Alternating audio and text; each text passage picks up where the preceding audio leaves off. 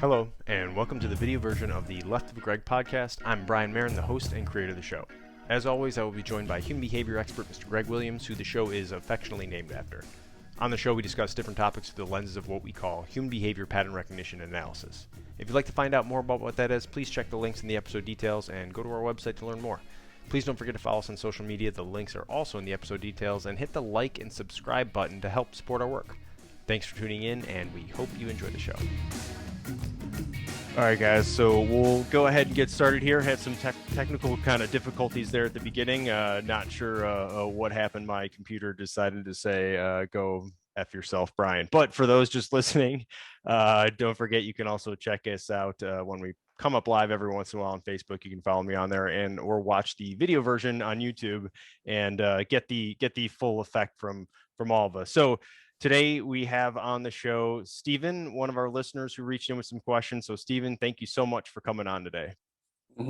Yep, a pleasure to be here, man. All right, appreciate it, man. So Stephen is a law enforcement background. Won't get too much into him, but I do want to bring up some of the questions he posed. So kind of started with he kind of shot us an email after listening to the OODA Loop episode we did about John Boyd and the OODA Loop, and had some really good questions about, hey, like, am I getting this? I seem a little bit more confused after listening to your show than before, which we definitely want to clear up. And then he also wrote in, hey, I've seen kind of a lack of sometimes during training, people not making the right decisions or failing to fully understand. And then he brought up something called Occam's Razor, which is a throwback to, which I'll define and we'll get into. But the idea was we were like, all right, well, rather than just going back and forth on emails, we'll just get Steven on the show to talk to us and ask us these questions. Because if you have questions, then I'm assuming other listeners out there do as well, or people in similar backgrounds. So thanks for coming on, man. We'll go ahead and jump into this right now. So Stephen brought up again questions about the OODA Loop, which is observe, orient, decide, act, and John Boyd and his genius mind and what he came up with of mental models and decision making and learning to adapt and update your decision making based on new and incoming information. And the faster you do that, kind of you can be ahead of your opponent, your adversary. So if you want more on that, we just go listen to the episode we did on it. But the other one he brought up was called Occam's Razor. So real quick kind of definition on Occam's Razor. This goes back to William of Occam hundreds of years ago, was a Franciscan friar and kind of had this, it had been around, but he basically was, one who kind of stated, look, among competing hypotheses, so you're trying to figure out this situation and what's likely going to occur, right? Or make a prediction, right? So amongst competing hypotheses, the one you should select would be the one with the fewest assumptions. So the less you have to assume in that is the better assumption overall, right? The better one to use because it's simpler and there's less ways that it could go wrong. There's less other ways that it can get interfered. And what it means is basically just you're coming down saying, all right, hey, I've got this big elaborate explanation for some event, or I've got this very simple explanation for the event. Generally accepted, use the simple one because that's more likely to be true. It's more likely to be proven versus having some big elaborate explanation for things. So that came into what he called Occam's Razor, or what became called Occam's Razor. And the whole idea is just keeping things simple, especially when it comes to explanation. So with the questions you brought up and things with like the OODA Loop and William of Occam, you're getting into a number of areas, things like mental models, things like, heuristics, which is a big one we talk about. You're getting into stuff like, selective priors, how we decide. So you're talking about intuition, but what you're also really talking about here, Stephen, too, is like, big picture of information theory, decision theory, then learning theory. So there's a whole body of science behind all that stuff and how it works. And you have a lot of brilliant minds coming up with ways that this is a mental model, or this is how your brain works, and this is how you can arrive at a good conclusion later. Because, like you even stated in your email, it's like, hey, you're never going to have all the information. You're just trying to make the best decision based on what you know at that given time you're making the decision. And this goes even to more modern day. I mean, I'm already thinking of guys like, Klein, Greg, recognition, prime decision making, Yep. a whole bunch of other people. So Marty Seligman. Seligman's a big one. So all this stuff, we've got these great scientists who kind of codified this stuff and written it up and put it in a book and said, well, this is what it is.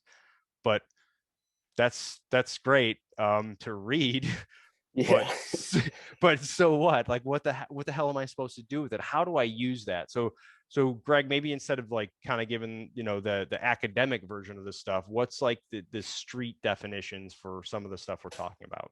Yeah. So for everybody at home, unless you're driving, pull over somewhere, grab your yellow pad, and let's street it up. Let's give the 3 street definitions, Steve, if that's okay for you. And then let's Yes. give the so what. What the hell does this mean in the context of training? So, and Brian, I want to make sure that we caution also that it's not just in the context of training law enforcement or corrections or courts. We're talking about everybody from human resources to mom and dad at home to whatever other skill set they might possess. So simply, Boyd's OODA Loop is how to think critically to anticipate threats. And the reason is to neutralize them before they grow, to kill them in the crib before they get really big and really unmanageable. What you want to do is you want to be able to anticipate them and mitigate them. Occams is hilarious because Occams I've been teaching my entire life until Marin goes, oh, that's Occam's Razor. And then I have to start now adding that. I thought I was the one that came up with that. And the idea is Occam's Razor is literally the most basic heuristic. It's the second law of thermodynamics. And what that is conservation of energy. The essence of confirmation bias is that, one, your theory is probably right when you come up with it. So don't add a bunch of stuff to it. Just try to break it down in terms of what do I know right now that I can operate on. And the reason it's called Occam's Razor, and I love the history, but it means nothing to me, is that it's literally a razor. So what I want to do is I want to excise those things. I want to cut away those things that are probably useless to me in the moment because I got shit to do. And this is happening right now on this spot. And if I can make a good decision now, that'll probably trump a great decision tomorrow morning. And then finally, when we come around to talk about it, is the Gordian Knot. And here's another one that I love learning about because, I thought, again, I came up with this concept on my own. What makes me laugh about the Gordian Knot is a very simple thing is, how do I use a creative solution to cut through what looks like an insurmountable problem? But the reality of it is that if you really want to know something, you got to dig deeper. Go back to the Greeks. They dug real deep. Gordius of Tyre or whatever the town was a dude that, like in a Andy Griffith's episode, he was riding into Mayberry on a wagon. Yeah. And the guys made a bet and they said the next dude in the town on a wagon is mayor for life. He's going to be our ruler. And so they came up with this wagon as sort of a display in the front of the town with some knots on it. And Alexander the Great, who is the great, doesn't have a lot of time for horse shit. And he was like, yeah, okay. So according to science, he pulled out the linchpin, making the knot fall to the ground, or he cut it. So what does that mean? That means shit or get off the pot. But the problem with all 3 of these is that somebody has taught us, Brian, Marin, and Steve, somebody has taught us that this means we can accelerate the process and not focus on our skill set, our knowledge, our, in processing, out processing, up and down processing. Brian, it's all based on your skill and your experience. So if we think that we're going to be able to look at a situation quickly, like I got to ride around with Joey Chitwood. I got to meet the Petties and the Unsers back in the day. I won't tell you in what context, but certainly it was in pursuit driving, trying to increase the excellence level of drivers. Now, I remember sitting next to Jackie Stewart, and we were going down a street in Detroit. And Jackie Stewart was tripling the speed limit by then. And he says, what you got to do is you got to pay attention to what's down 2-3 lights out ahead of us and anticipate what's about to go on. Well, that's amazing for Jackie fucking Stewart. Okay. But I'm sitting there going, oh my gosh, the light's turning yellow. I better apply the brakes at this. And you can't be a critical thinker without some training and some experience and some limitations. And once you surmount those, once you bypass those, what you're going to get is a roll of the dice, or you're going to get a really good answer to the question. How's that, Brian? Yeah, that's pretty good. So you brought up, you brought up skill and experience are the big thing. And so I think this is kind of leads into what you were getting at a little bit, Stephen. And the idea is, I only have so many options based on my training level or life experience level, education. Everything goes into who we are, right? All of those life experiences.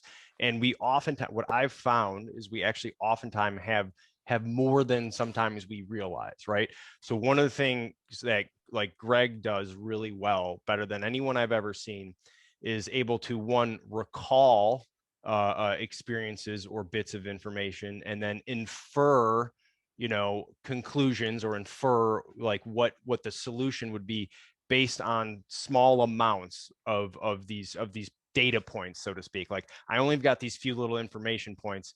Damn, how do I get to a conclusion? What Greg always does is follows that, that's keep it simple. Well, you've got these three things. Those are what you can prove. And based on what I know here, here, and here, and here, and here, back when I was a kid, I saw this. Now I can say this.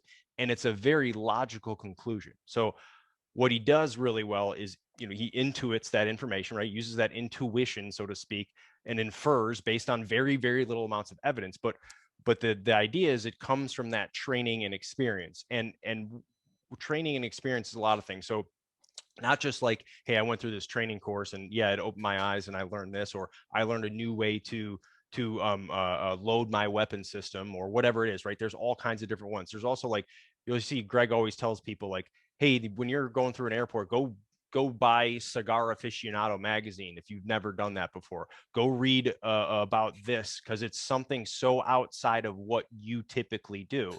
And that's the learning process. That's where you get in, go, I have to, that's called getting comfortable being uncomfortable, right? Going and doing something that you've never done before in the past, because you now have 3 or 10 or 100 more file folders, right? You've got these little different mental models that you can use to and draw from that you otherwise wouldn't have. And I just want to kind of get that out. Does that make sense, Greg, at the beginning here, to go into, Absolutely. It's not just about, hey, I went through an academy and then I went through these 3 courses after that academy. It's, no, man, what did you do as a kid? Oh, you did HVAC repair in high school? Well, now you know about this. Oh, you did wood shop and woodworking. You know how to build things and manipulate your environment using tools. Okay, well, that's not unlike what you're going to go do here. So it's really all of your life's experiences. And that's what even these philosophers and mathematicians were talking about. They were going, look, and that was the whole thing about the Gordian Knot and Alexander the Great. It was this big giant knot, and said whoever could untie this knot would be the greatest ruler, would rule all of Asia, right? And so everyone's trying to do it and they couldn't do it. And the story, the myth goes of Alexander the Great coming up, and he's like, what are you doing? Boom, I'll just cut it in half. It released the knot, didn't it? We accomplished the objective, and I did it in one swipe of my sword. You sat here for days trying to undo it. And that happens all the time. That's why that story continues to this day, right? Yeah, I mean, that makes sense. It seems like the biggest thing that I see is, like you and Greg are talking about, is there is, some amount of experience and training that everybody has coming into, into law enforcement, into, whatever situation they're in, but they don't trust that instinct necessarily. And it's always hard to be like, hey, man or woman, trust your instinct. If you don't like what somebody is doing, don't just sit there and take it. I saw one of your guys' podcasts is titled "The Behavior You're Willing to Walk By Is What You're Willing to Accept," or something like that. Mm-hmm. And it's like, you have the authority and you have the training, and it's like, you can do this, but they always get all hung up on,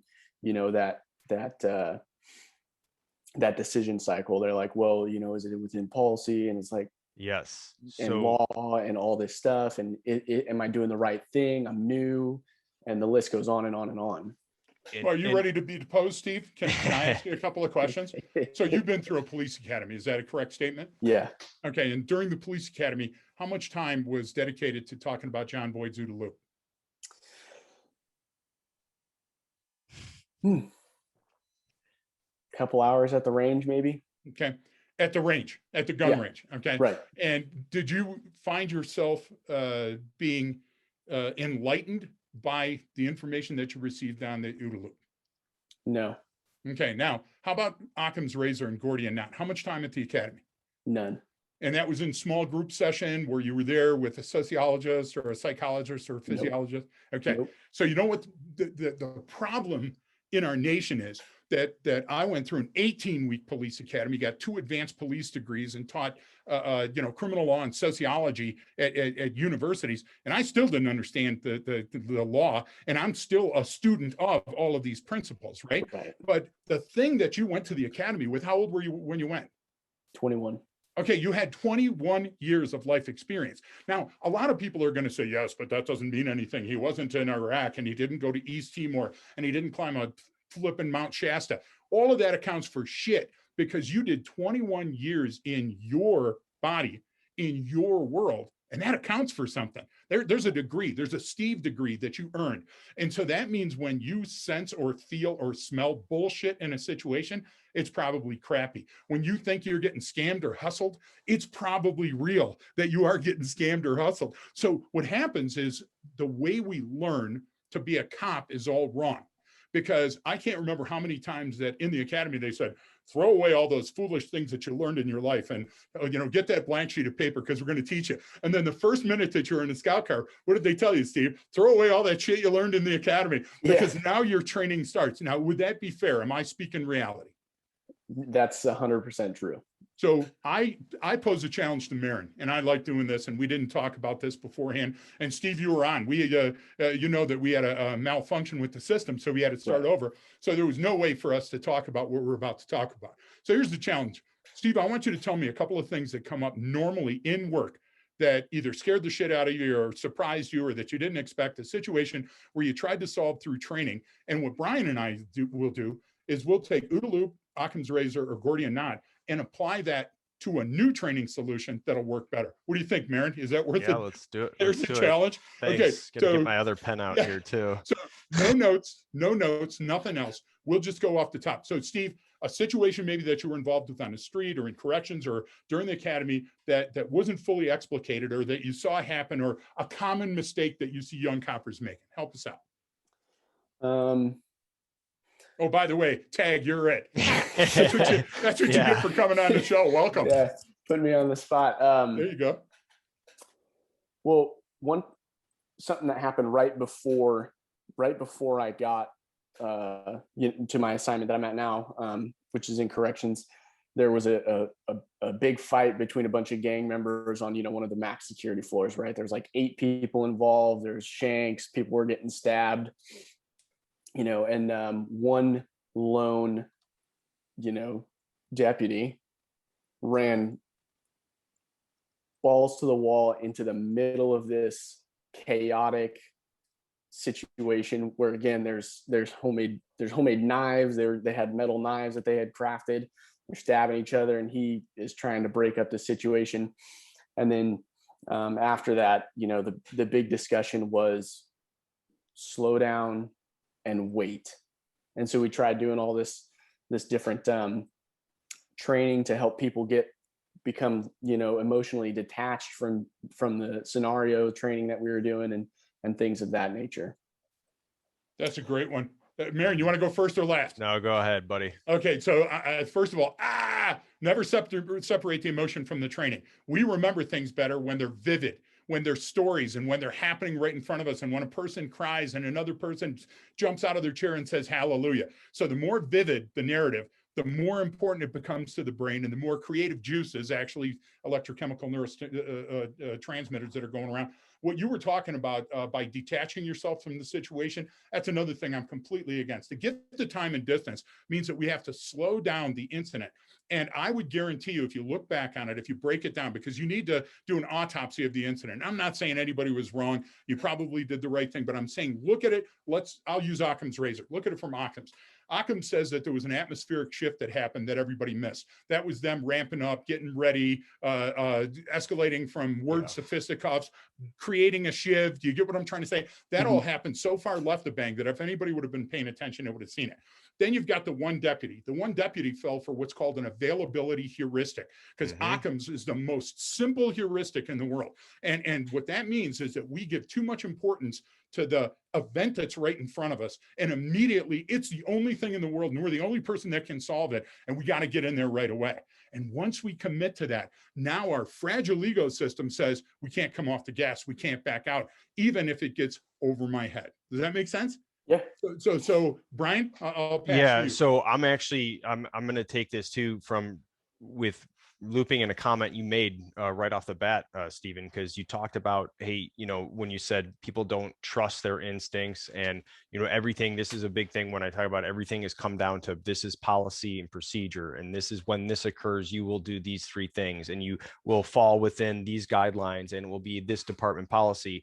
One, obviously you are starting at bang, the event's already occurred.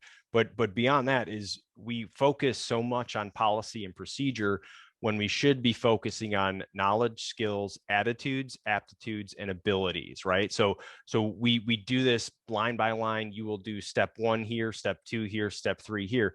But as you know, that's not how the events unfold. So what you want to do is focus on those knowledge, skills, attitudes, aptitudes, abilities. Focus on those, on how do we want this person to act? Not what do we want them to do? What's the overall strategy here? What's the end goal here? And you develop those individuals. That allows them to make the right decision at the right time and not go running into the middle of that. Because I knew Greg was going to bring it up too. It's like, those events don't happen out of nowhere. A massive fight like that where everyone's got weapons and this is going on, that's a planned event, man. Someone knew it was going to happen. But half the people in that, I bet most of the prisoners in there knew it was going to happen, right? And so that was why, excuse me, that was why probably like people who weren't involved in those 2 gangs probably didn't get stabbed. They probably stayed the hell out of there. They knew what was up. I mean, and I'm just opining here. I don't know the case and specifics of that. I'm just saying these are likely how these things occur. But just like you said, because of that policy and procedural focus on training, that's why that deputy ran in there, because that's counterintuitive to any natural human reaction. Your limbic system there, it's completely unnatural to look at 2 warring factions stabbing each other and beating each other, and then you as an individual going, I'm going to break this up. That is an unnatural response. So right. What that means is that response is a trained response, meaning they were trained incorrectly. And this isn't bashing on whoever trained them or what the policies and procedures are. They've evolved over time to this. And I think they've evolved or devolved more like, but they've evolved incorrectly in some ways, where we do want some things have to be procedural and precise and written down and codified. And you have to sign off knowing that, yes, absolutely. That's 100%. But how we operationalize that information and how we use it and how we train to that, that's often done incorrectly. So that's a training scar, right? Someone got a training scar and they were taught to go run into there, which is the absolute wrong thing to do. And everyone listening, oh, I would never do that. Bullshit, man. You're gonna do it. You're gonna do exactly that same thing if that's how you train. And it's not their fault, right? It's just it's an incorrect process. And so that's okay. You can fix an incorrect process very easily. Absolutely. So all of these problems are extremely solvable, right? So that's what we look at. And I always boil these down to, everyone always wants to bash on the individual. They want to bash on, oh, this person did that, they're an idiot, or this person doesn't know what they're doing. Look, it's about training and it's about leadership. Right. That's it. Those are the 2 most important functions. If I could add 3 things. Go ahead, Greg. Yeah. 3 things. And Steve, the first thing is, be thinking about your next question, because it's about to come to you. The laser is going to come back to you, because we're going to do part 2. But while you're doing that, Steve, I want you to consider 2 things, and I'm going to talk a little bit about gangs. One, Marin is exactly correct. And because I don't know when he's going to hang this podcast in real time, folks, if you're listening along, tomorrow in our universe is St. Patrick's Day. And to say that somebody's going to get stabbed at the Marin household in Chicago, it's a given.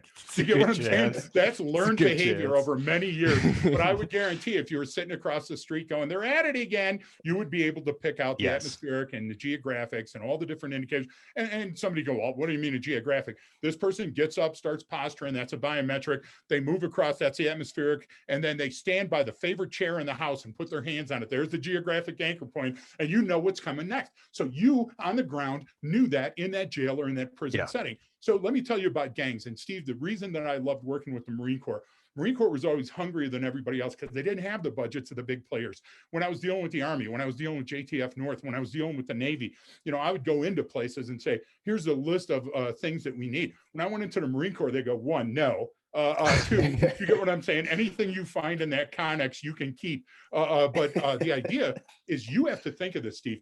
You're the smallest gang in corrections right now. the law enforcement officers that you have. You might have the technological ability. You might have second and third order things that you can bring into, bring a foreign object out of your trunks when you're fighting and use a less than lethal force alternative. You might be able to hit a panic button and call all the law enforcement officers that are in the state of California. But when it comes right down to it, if you took the number of gang members in prisons and out on the street, they vastly outnumber you. So do you want to think, okay, and this is back to the Gordian Knot now, do you want to think harder or smarter? Do you want to work harder or smarter? So the idea is you have to enlist the prisoners themselves to say this type of behavior is going to get this type of reward. So first of all, we don't want that. Second of all, if you're not playing with all these other guys, we don't want you to be a snitch because we don't want you to get a stitch. But by the same token, do you get what I'm trying to say? Backing out of the situation and laying down means that you don't have to get maced or sprayed. And that's one more, one less person we have to worry about. There's a strategy. So those rehearsals that you do during your practical application training, you could put Gordian and you could put Occams right into those training out in the parking lot. Do you get what I'm saying? For a third of the staff on their half day or whatever, if you're working, whatever shift thing. That's the key. The key is to say, okay, and you're going to get the old vet that's going to go, seen it all, been there, don't need this shit. You're going to get the young kid that's going to be asking, but what if, and you got to tell them to shut up too. And what you got to do is you got to have a direction and distance for your training. What we're going to do is we're going to talk about the buddy system, the body armor, where to lock down, which of the key players we're going to take down first. And that's, having a pace plan. And then also saying, I have to understand mimicry, adoration, direction, and entourage to figure out who the key player is. And this guy's got the knife, but he's only stabbing one guy. So do we focus on him or focus on somebody? You've got to tabletop that. And then you've got to go out and rehearse it. And you got to rehearse it till it becomes muscle memory. And then, you got to rehearse it till it becomes cognitive memory. Brian, is that a good way of bouncing that around? Yeah, and you guys already have the tacit knowledge, when you have, especially like when it comes to law enforcement, corrections, all that stuff, like you see more in a day than most average people on the street will see their entire lifetime, right? It's funny, like you have those experiences even just out in public. I'll go to a place and me and my wife will be together, and then she knows all of a sudden when I get quiet and I'm eyeing someone, she's like, what's going on? Do we need to leave? I'm like, no, we're fine here. But that dude, yeah, it's a bad dude over there, man. He's the real deal. And then you're at a nice place, you're in some beach community or something, no one even knows what's going on. I was like, yeah, man, there's a deal going on in that parking lot. We're going to stay the hell away from there. I don't know if it's someone's getting busted or what's happening. She's like, I was like, yes, it all happens right in front of us, just no one sees it. Well, you get that experience in there in jail where you get to see it, and especially that behavior. And it's the same.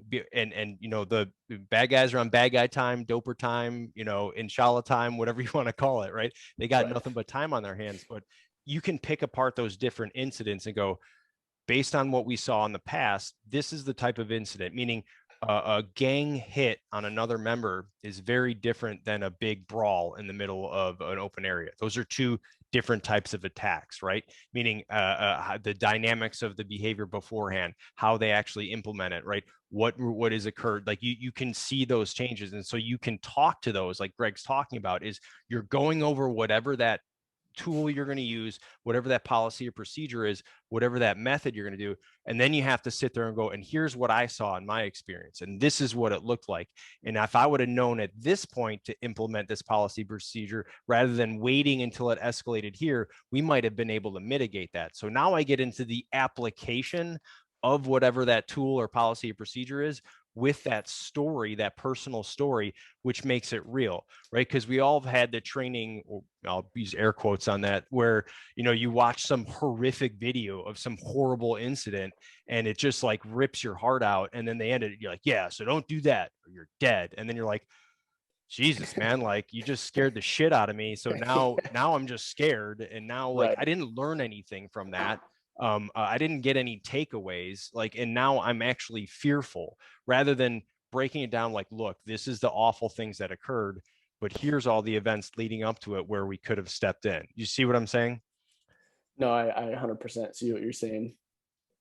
And then on the other side of the spectrum, for Greg, well, spotlight's back on you. Yeah, I was going to say, on the other side of the spectrum, we have that kid that, again, I say kid, I'm a kid, but the guy that doesn't trust their instinct or their intuition.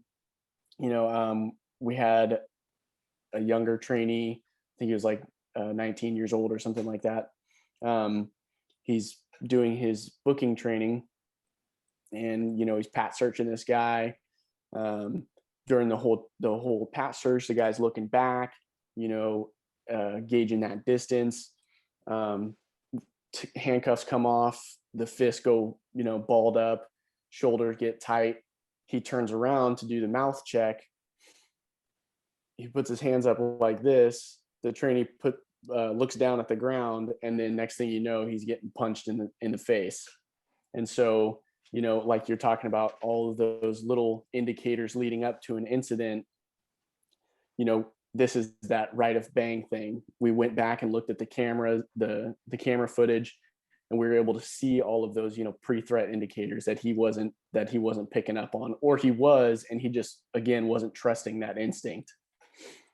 It becomes that so focused on, again, it goes right, so focused on that procedure. Look, man, like when you got 30 of those you got to do a day or a morning or in an hour, right? You start going through that rather than stopping and taking the time to evaluate each one on their own. And that's being so focused on that you're just not taking in the entire situation. That has to be step one. Before I go to employ these, whatever I'm going to do, it's simple as stop, look, listen, and smell, right? All right, what's going on here? Can I determine something about this individual prior to me getting in this dangerous situation? And because we got hey man, only 24 hours in a day. We got a lot of shit to do. We got to get all this stuff done. But and that's why those things occur. These stories never come from like, hey, there I had a great night's sleep.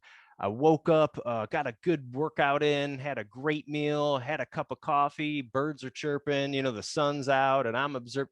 No story ever starts like that. Why? Because you're never at some optimal level. It's always when you're not paying attention. You're not attending to the necessary things in your environment you need to attend to. And Greg, I know you're trying to No, you're spot on, and I'm having an emotional event here because I'm thinking about what you just said, and I'd like to talk about Chris Wooters and Mark Anderson for a second. But I'll couch my answer in Occam's Razor because that's what we said we would do. So, Steve. Biologically, physiologically, we know that there's reward circuitry in the brain. Okay, again, electrochemical neurotransmitters that function and run everything that we do. So if you repeat the same behavior over and over and over to the same cue, okay, your reward circuitry or your fear circuitry is going to take over, and it's going to create a groove, like a groove in your brain, like a wrinkle, like a groove on a record, if anybody's old enough to remember what that is. And that's called the neural pathway. And a neural pathway is easy to build, and it's almost impossible to erase. So that's why you can have a biological, tactical response to training that's going to be really good. So we look strategic, organizational, and tactical. I'm talking in your responsibility to make sure that the training in the tactical realm is realistic enough that it'll form that pathway. Now, the reason I want to talk about Chris Wooters is Chris Wooters' job as a detective plainclothes was to go to the jail and interview the drug arrest that just came in so he could talk briefly to him and decide whether this person was willing to flip. If they were going to get a team, go out and hit the house, do all that other stuff. Everybody listening, look it up. Watch a NCIS 1 episode and you'll know what I'm talking about, right? So Wooters goes up to the jail after the person's been arrested on the street and searched by the transport team. Sallyport team searched him, sent him up to the jail. Jail team searched him, and now he's handcuffed behind his back. And I won't tell you the kid's name. He's no longer with us. I used Wooters' name, but there's probably a legal standard there somewhere. And the kid's wearing no shoes. The kid's wearing no underwear, no T-shirt, no gloves, nothing. Just handcuffs behind his back and a cut-off pair of red workout pants, with the drawstring, the old style. Wooters goes up, goes, "Hey, I'm Detective Chris Wooters." The kid reaches down between his butt cheeks, pulls out a gun, and with his handcuffs behind his back, blows Chris's head off. Okay, one. Mark Anderson pulls over a car. The car had a paper plate. What he didn't know is the family was taking those paper plates and they were copying them, and they put a realistic logo on it, and they put some fake numbers on them, and they were stealing the sleds in Detroit, putting on the paper plate, driving them up north. They were flipping the car, changing the VIN, and then selling them at a chop shop for a great process. Kid who was sitting there, Mark Anderson goes up to the car and says, "Hey, driver's license, registration." He was a traffic officer. He did this 1,000 times a week. And the kid said, "I don't have any of it." And he goes, "Well, when you find it, bring it back to me." He goes back, starts writing it up, calling for a wrecker. Kid steps out of the sled, walks back, and while he's looking down at his paperwork, shoots him here, bullet comes out the back of his head. He was off the road for I don't know how many years, came back, had to work on the inside, and then finally started going through rehabilitation. And we were doing funds and softball and all this other stuff to try to make money for him. So fucking what? Okay, both of those cops did the behavior the same time, the same day, over and over.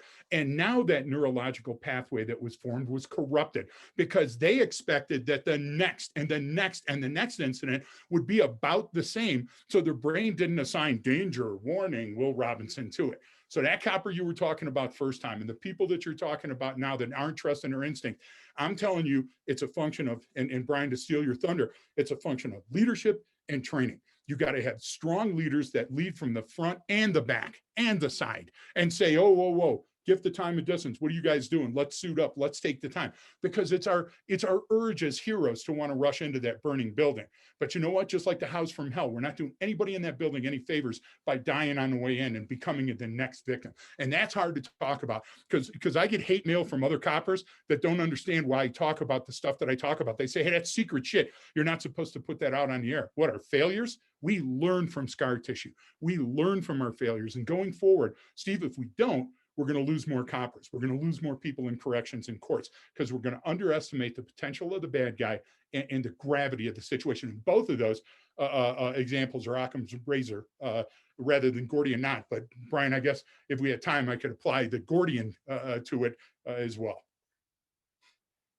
Yeah, and I mean, those are examples that unfortunately, I mean, we see those still every day. And again, it goes back to kind of what I brought up. People say, oh, well, that person did this wrong or this. It's like, look, man, what is it? 99 out of 100 times, it's a training failure. Very rarely is it that person was just didn't belong there, shouldn't have had that job, shouldn't have been there, was a terrible person. Like, it's very rarely that in all of these cases. I don't care if it's medical malpractice, Greg. I mean, it's the same.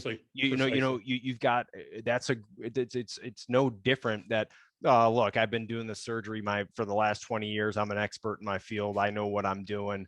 I got this. And then, someone comes up with, okay, this is happening. Well, it's probably just this, and then they make the wrong decision and someone dies. I mean, that happens all the time in our country. And It's not necessarily, it's a failure in doing that same thing, that same mental model, that same process of going, stop, let me get some time and distance. What's the most likely, what's the most dangerous course of action? And then, using exactly what you're talking about. It's that hey, sometimes it's just the simplest thing. And that's often what's overlooked. I mean, I'm sure even the example you brought up, Stephen, them, why did that officer go running in the middle of that fight, thinking at any time that they were going to be able to stop that situation? And it's often goes back to, well, I was taught that during this situation, I do that. And I thought this was the same thing. So therefore I applied that. And we're not teaching critical thinking skills. So and Steve, before you go, and Brian, this reminds me of so many videos that our listeners and viewers send us, where you see the person that thinks that just because the bad guy's escalating the situation, we have to close in. The person's now going in the car and they're going to drive away, or they're jumping in the car and they're reaching for a gun in their handbag. So we got to close that distance. Listen, gift of time and distance is different, Steve. And I'll tell you, I just thought of a great Gordian Knot perspective because Marin used it in his example. He just didn't, cite Gordius. The idea of a fresh perspective, a fresh pair of eyes on something, okay? Being innovative is important. But the question remains, and this is what I would do in a small group with your coworkers, did Alexander rush to the decision based on frustration, or was he exhibiting the fact that he was a critical thinker and he was innovative? There's a great question. I would sit down with the people in a small group, and 10 minutes in, they're going to look at you and go, what the hell does this have to do with corrections? But it's ultimate, because humans don't just use trial and error, but they use their insight, their knowledge, their skills, attitudes, aptitudes, abilities to understand certain things in their environment. And those principles, both inductive and deductive, and that's what I was trying to allude to earlier with bottom up and top down processing and creative thinking, that's what creates problem solving. And John Boyd didn't write the OODA Loop for the business world, okay? He wrote it for a fighter pilot. So can you put it over there and duct tape it over? Yeah, but what you got to do is you got to back off and look at the science. Look, I don't know shit about a prison, but I do know the Entropic Principle states where a ball is going to stop if I roll it down a hill. I can figure out the physics, and with friction and all the other forces, I can say it's probably going to stop here. So this is probably where I've got to be to catch it and throw it back to stop the base runner. You get what I'm trying to say? So why isn't it that you can't break down the inside of the interview room, the inside of the booking room, these places, and create small training events that would be called part task training that have increasing external stimuli. We pat this person down and this person has some contraband, but then we change it to a shiv and then we change it to a gun. How would we react to those? Why do we have to? Then walking down the hallway, the guy jumps his cuffs. And now all of a sudden we're, the cuffs are in front and the person's trying to choke another guard. Okay, so we have that. We have the talk the guy down. We got to beat the guy down. We got to spray the guy down. And folks at home, blow me. I'm just coming up with likely scenarios. I'm not saying this is the way the world works. But Steve, do you see how we got to break that down? And we can't just, law enforcement is no way one size fits all. And am I getting a believer out of you on that? Yes. No, I mean, that's definitely the way it is. And to go back to a couple examples, we have tried to do some training, where I myself, I'll dress up in orange like an inmate, and I'll do my best to act like an inmate and think like an inmate. And it is interesting to see some of the reactions that we get, and some of those training failures, if you will, like, I'll be sitting at a control point and I'll be refusing to go back. And one of two things is going to happen, either based on the officer's, command presence and their ability to speak to me and give me clear commands and stuff like that. I'll either go back to my cell or somebody's going to get into a fight. And, unfortunately for them, most of the time it ends up in a fight because they rely too heavily on the authority. Like, they're like, I'm a cop, so you got to do what I say bullshit. Right. Instead of like being that, respectful, hey man, we just got to get you back in your cell. Other people are waiting to get out. Like, whatever the situation is. One kid even walked up to me and he was like, he started off the encounter with "let's go," and my response to him was, well, where I come from, let's go means let's fight. So are we gonna fight or what? And he just kept repeating, let's go, let's go, let's go. I'm closing distance on him and he's not reacting. So, we get into a little scuffle, but Steve, those are known as diseases of adaptation. Okay. So what happens is some people think, well, they're badge heavy and the bad person goes to become a police officer because they want to exert their force. Of course, that happens. That happened at 7-Eleven. I was at a library where that happened. The problem is it's such a small, insignificant number of those people. The real problem is nobody showed us a different way. So what happened is we went from the academy, we went on the street. We didn't go back to the academy, did we? No. And so we went out on the street or we went into the jail. Like folks that are listening, it's obvious that in many sheriff's departments, to be a road deputy, you have to do months or years in corrections and, enhance your training before you go out. And some people never go out. Some people become prisoner transports or love it in corrections, and good for all of them. My point being here, that when you're taking a look at the situation for training, how much time in a police academy is talking yourself out of a situation? It's virtually none. I would guarantee if that's more than 8 hours, whoever's doing it is fudging that number, because I see the type of training. And then when the disease of adaptation occurs, you're on the road and you've got a call list of 14 calls.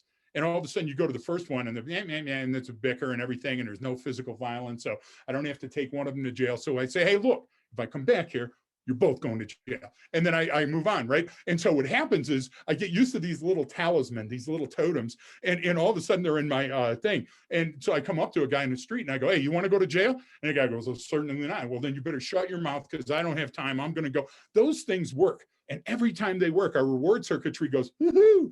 Then we run up to the felon that's a 2-strike loser. Do you get what I'm trying to say? Not that all you people that are watching and listening to the show won't redeem yourselves, but recidivism is, all over the map. But the idea is now you're on that traffic stop, right? And you go, hey, you better pay attention because I swear to God, I'll yank you out or whatever. And you got the guy that goes, hey, come get some.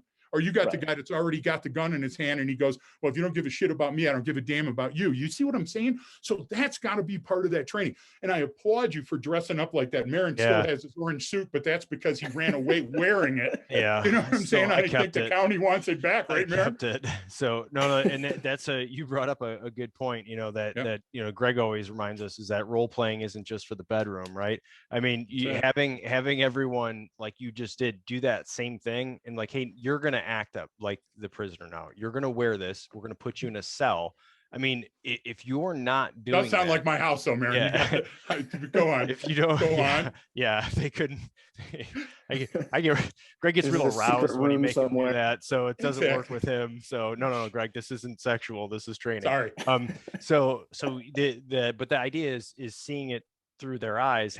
You have to literally do that, right? You have to go do that and be that person and be that role player, because not only does it just help prepare the other, individual you're training, right? But you get that chance to go, oh, damn, I really get to do whatever the hell I want here. I don't have any rules. I got all the time in the world. I'll F with this dude or this girl all day long and once they see that, and once they get to play that role, when they see it happening, they go, all right, this person is just there, that this is what they're doing. And they're giving me a hard time and I can't let it affect my performance, right? Because what happens if I start getting fed up and I start getting agitated, man, now I start amping up and I'm ramping up and I'm ramping up, and it doesn't take much more of that until I get to the point where, you know what, now we're going hands on, or now we're using force, or now this situation's escalating.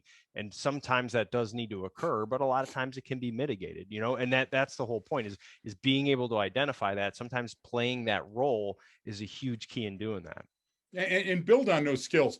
So I'm now thinking in my mind, you're dressed in the suit and you have a confidant, another trainer that knows what you're going to do, and they have the roles on a couple of cards just to keep them straight. Because free play and training is not going to help you here, right? You got to crawl, walk, run. You got to start white belt and work up to black belt. So your contemporary has a PVC pole that's 4 feet long, and you put some red tape around the end of it, okay? And what you do is you say, okay, anybody can call a tactical freeze. It's a Gregism. And tactical freeze means freeze right where you are in the training. And the person who calls a tactical freeze, your buddy, walks over and hands them that long white pole that nobody can get injured with. That's why it's PVC with the red on it. And while everybody's frozen, that person can walk around and use the pole to illustrate, look, this person's hands, they made into fists. And look at the way this person is leaning forward. And now they've got this expression. These things are anger cues. So I'm thinking something's about to happen. And then the next guy goes, hey, pass that baton. And he grabs it and he goes, look at how these two people are almost ganging up. Okay, you can do that in training. And then you go back and you go, excellent. Those were knowledge, skills, attitudes, aptitudes, abilities that we had worked in. Look, here's the card where we said, Joe is going to get angrier until he starts the fight. And you were able to stop it before it occurred. That should be the key to training. What can I do? How can I use my decision at the appropriate time in this continuum of events that are rapidly unfolding in any situation? And how can I mitigate it? Means softening the blow, means stopping it before it occurs, means giving somebody an off-duty roll call that didn't have one before. Because I'll tell you right now, bad guys have got what's called bad guy luck. And if they're going to yank their gun out of a pocket without a holster and fire that one crusty round, it's going to hit you where your vest ain't. You see? And so you can't rely on God, Buddha, Vishnu, Allah alone. And none of them asked you to. All of them gave you stuff like Occam's Razor and OODA and Gordian Knot to talk about. And I'll tell you this, and Brian, I would challenge you on this one too. I think the best stories like Occam's Razor are those the ones that we might not remember the name of the thing or who, Gilead of Occam was or whoever, because I don't know all that shit. But I'll tell you what, it causes me to sit down and do some deep thinking and have some great conversations in the rental sled with Marin on the way to our next venue. And Steve, you were the catalyst behind that with that email you sent. So I would say send that same email to your coworkers and say, hey, time to play dress up in the parking lot again. See you at 3, bring a water bottle and some PVC. Yeah, that's a good way to approach it too. And even with what you brought up in these conversations, even like we're having right now, Stephen, that those conversations can happen at work while you're doing this. All right, what does this apply? Or today's the today's topic over the course of the day at that morning brief is going to be this, and work that into every conversation that you can, or come up with 3 by lunch and another 3 examples by this, or I want you to look for this specific behavior. Look for someone. Yes. Let's talk about posturing, okay? Because you're in prison. That's a jail. That's a perfect place. What does that mean? And what does that look like? And what do all these body language experts say? Well, I read that this said this. Okay, well, go find me 3 examples by lunch. And then you can, oh yeah, I saw so-and-so. Remember him down here? Yeah, I saw that too. Okay, what was he upset about? So now you're seeing it just in general, and you're getting a baseline for each individual in there, because you likely already have, you know, the people that are going to give you a hard time. You know, the ones that are just there during their time, man, they don't want any trouble. You know, the guys that are trying to join gangs, the ones that are already, like, you have all of this incredible information. So then you just got to discuss what's going on inside of there, because it's a closed system. Yes. You're in a jail. Yeah. Like, it's a complete, it's such a great way in terms of observation. It's almost like it's a very scientific way of doing it, because there's no external influence. It's all happening right in there in real time. And then you can see deviations from the baseline in people's behavior. You go, hey, wait, that guy's always, like, you know, out of his rack right away and talking shit in the morning. And you know what? Today he wasn't. Something happened. Something changed that behavior, because Right. I mean, you see it. There has. So then it's like, okay, well, let's go talk to him. Can I contact him? Can we have a discussion? Can we figure out? Can I ask the other people that I work with, hey, was there something else that came? I mean, see how now you're building this explanatory storyline for what would seemingly be a benign behavior, to then go, oh man, he wrote a suicide letter and he did this, and he told this other guy, I'm done, I'm out of here, I'm checking out today, but his sentence isn't up for a while. What does that mean? So now we've already built that case, and we're going, hey, let's intervene. Let's find out what's going on. And that can be used for whatever example is happening. And throw away the horse shit. There are so many ridiculous courses out there that aren't founded in science, that are teaching people for a certificate stuff like, hey, the person didn't maintain eye contact with me. Okay. You have no way of knowing why that person didn't maintain eye contact. No way. And it will never be probable cause. But let me give you one that'll be immediately probable cause. A person looking at your holster in your gun. Yeah. Okay. They're either fascinated by it and say, wow, this guy's an authority figure, or they're going, damn, I wonder if I could yank that off and shoot him in the head and then shoot myself. Those are the types of things, based on the other artifacts and evidence in the scenario, that you can utilize. I'll give you another one with looking. You talk to the person, you go, hey, do me a favor, step over here. And the person looks over there and they look over there. Do you get what I'm trying to say? Then they're doing the felony warm-up stretch. You remember those? You know what I'm trying to say? Well, you know, it's off to the races. So time to really quick get into your Adidas or your Keds, because you're going to be running. So all of those other things that people tell you about, man, the hair in the back of my head, or my instincts told me this or that, or my gut was telling me this, those are all either explicable through science or they're not. Either those are things I can measure against a baseline and call them an anomaly, or they're not. So if you're not dealing with the type of training, yeah, our training is expensive, but guess what? You're going to be at the top of your damn game. I mean, let me ask you a stupid question. Steve, did you imagine that when you wrote us that you were going to be on a show and we were going to answer the questions for you? No. Okay. Did we charge you a penny to do it? No, not yet. Not yet. That's a safe answer. I'm waiting for a follow-up email, I guess. Well, Marin's typing it while we talk. No, but the idea is that this is professionals building their skills by talking about stuff, and we're going to share it with folks for free. Holy crap. What a novel concept. That's what I'm talking about here, is you brought some really hard questions, and I hope in some small way we were able to break them down into usable chunks, man. Yeah. Don't think of the big name, you know, think of what does it mean? What's the gist of that thing?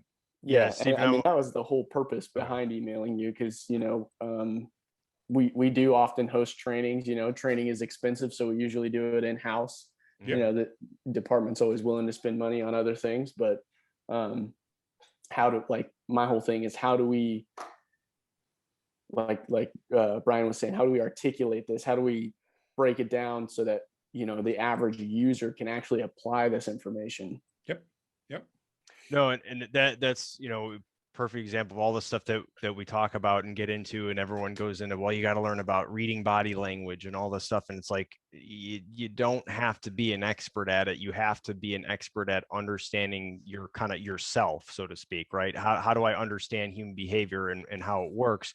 But, you know, I want to go back to his perfect example. Greg said, it's like, you know, everyone gets into, oh, he's looking over here and your functional field of view is this. And yeah, we say your functional field of view is extremely important, but like, if he keeps looking at your gun, like that's the thing you have to worry about. You don't have to worry about whether they're looking up and to the right and whether they're doing this. It's like, no, that means they're thinking about your gun or a gun, or gun is on their mind right now. You know what I mean? It's like that's the point. It's when you, it's, or the classic, when you bring two guys take off running and you bring them back together and they won't look at each other at all. There's one. There's one. You're just today. Like, okay, why won't you look at that's normal human behavior, man. Like, I want to, I'm trying to disassociate myself with that person because I know it's bad. And every human knows when we look at each other and give the eyebrow flash, it's a recognition signal, right? And they're going to know we're linked. So it's like, it's so obvious, but you can articulate because it's so out of the normal to say, hey, do you know this guy over here? What guy? Who? What are you talking about? Like, dude, all right. so they're generally more obvious. And like Greg said, is like all that experience stuff you guys have, you can play these games, they're mental games during your workday to go, I'm going to look for these three things today. Ooh, and it's you're playing Where's Waldo. It's just that everyone's got guns or knives or weapons of some sort, right? And but that's what you're playing. And then when you keep doing that over time, you eventually won't even have to think about doing it. Like those indicators pop out without you being consciously aware. You scan and go, oh, what's that? Oh, time to go talk to this guy right now before this escalates. And you're already seeing it. And then that's just that repetition of training that constantly. And to call out more scam artists, Steve, because you brought it up, and we want to tell everybody that you live in Pacific Palisades, 234 Kingman Way, so they can come and talk to you. But there are so many people out there that they need to take a step back and see what situational awareness means. Situational awareness doesn't mean how to better pay attention, okay? Raising your level of attention. It's what you attend to and how you compare it against a baseline in whatever environment you are found. So therefore, you're building artifacts and evidence to support reasonable conclusions. Just paying more attention means you're going to walk around with a slap happy look on your face. You get what I'm saying? And you're going to be hyper alert, and you might not get punched by somebody walking by, but I want to punch you. Situational awareness means that you're more in tune with the things that are happening around you because you're creating explanatory storylines. This guy's standing by the car is occupied. That's good. He's probably doing a window drop talking to him. This guy's standing by the car and then looking left and right and then kneeling down. He's probably using that for cover. Now I have to orient and focus on that. You get what I'm trying to say? That to me is building the situation, the sights, the smells, the feel, the touch, the taste, not this crap that you've increased your situational awareness. Yeah, well, we're the only program that proves that they do it, and we will pass whatever test that you bring us. The other stuff is that they go, just pay more attention. That's horse crap, and it's going to get you killed. Yeah, you can't pay more attention. Just pay more attention. You can't. Yeah. Do you see what I'm trying to say? Just pay more attention. There, exactly. Yeah. You're trying hard enough. So I could increase that just by waking you up an hour early today. You see what I'm trying to say? Yeah, exactly. Don't fall for the crap, man. Don't fall into the trap. Well, Stephen, do you, I kind of, we're going to throw to you and see if you have any other kind of specific questions or general things that you've seen or want to discuss quick before, we don't want to take too much more of your time and stuff. And I know we had some technical difficulties at the beginning, which I don't know what the hell just happened, but I'm freaking out about it. So I'm trying to pretend like we also want to give you time to get out of that realtor's house that you're barricaded in. By looking at your roof, I can see there's no furniture there, Marin. The window's open. You get what I'm trying to say? He's got gloves on his hands. I'm squatting. Yeah, exactly. Squatters' rights, man. No, nothing in particular. Like I said, the whole goal of that email was just to figure out how to make this stuff more digestible. Because when you guys were talking about OODA Loop, I was lost in the sauce for a little bit there. No, and that's why I kind of responded as like, look, the reason why we went down the rabbit hole on that was to explain to everyone, like, because we see a lot of people just throwing out terms or using stuff, and it's not to say like, oh, you don't really know, we're so much smarter than you. It's like, look, man, like, hang on, don't start preaching about something that you don't fully understand, for one, and two, like these are all, and it's important to understand. Even most of the policies and procedures that are in place, they came from somewhere, right? And there's usually, with a lot of them, there's sometimes some really good information as to why we do that. But if we don't ever learn what that is, then those things lose their relevance, and then we stop doing it. And then guess what? We have to relearn that mistake somehow. So the OODA loop is just a great example of, like, you had a guy who was a super Brilliant. genius who didn't even fully understand what he was talking about. He literally invented energy maneuverability theory, which revolutionized how we design aircraft in the world. Like, we're talking such uber level smart that I don't know how I'd have a conversation with him. But but the reason, but it's such a simple way to look at something and understand an information loop, and that it constantly updates. And it's not just some standalone thing or a cool thing to say about acquiring a target and shooting at it. No, this is a mental model that you can use for every single thing that you do, and understand how to update information using Occam's razor to stick with the most reasonable, the most likely thing, right? Get away with these wild, long explanatory storylines that involve all of these different connection points. It's like, that's why all these, it's like the conspiracy theory stuff. You're just like, do you understand what you're saying right now? This story has gotten so out of far ridiculous. Like, it's generally the simple answer is going to be the most right, 99 out of 100 times, or whatever the percentage is. It's very rarely something extraordinary, which is good. I like that, because that means I can solve it. Right. I'm a Marine, so I need stuff simple sometimes. And it helps. And like, so that means I stick, and that goes back to what? Just something you brought up. Trust your gut and your instinct on something. When something doesn't feel right, it's because something isn't right.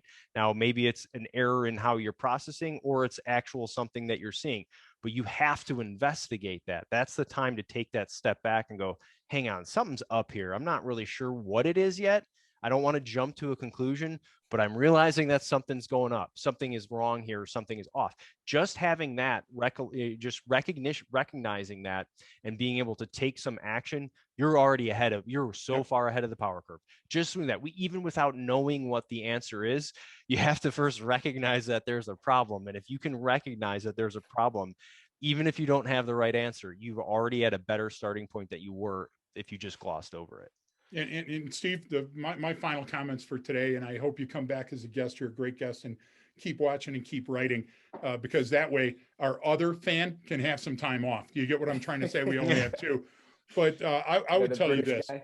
Yeah, exactly. I would tell you this. Don't spend all your time trying to impress your audience with your knowledge. And that's the reason Brian talked me into the OODA loop. I didn't want to do the OODA loop because I figured if people wanted to do it, they wanted to study it.